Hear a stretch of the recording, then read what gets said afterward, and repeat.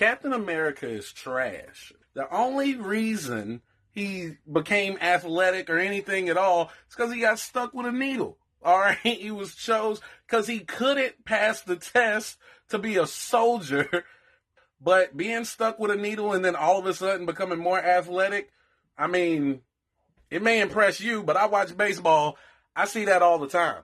Then he becomes the most athletic person in the world. He's able to change the world. He's supposed to be this caring, giving guy, right? And cares about everybody. America is what he cares about.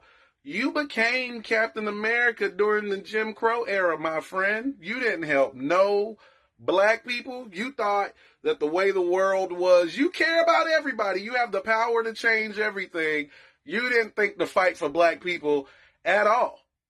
Then you end up frozen for years. You come back to the future and you're Mr. All-America again. America is the only thing that matters until your best friend of old shows up. Now it's forget America again. You start breaking the law to keep your friend from going in jail who's killing people. He's murdering people. Then he kept trying to be the leader of the Avengers. Even though Tony Stark is clearly the smartest man in the world. Just because you got stuck with a dirty needle 70 years ago does not mean that you're smarter than the smartest man in the world. It just made you faster and stronger, my guy.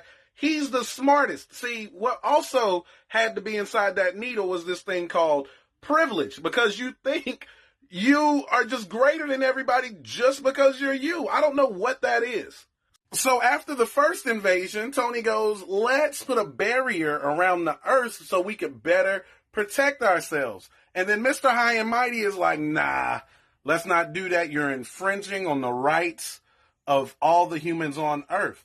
You know, and everybody should be free to do whatever they want to do. Is it crazy that this nigga all of a sudden has this mindset, but when he became Captain America, niggas was dealing with Jim Crow? Where was the attitude then that everybody should be having their rights and being equal and shit? You're a big-ass hypocrite. No, it's what he wants at the time is the only thing that matters. He is not a good hero.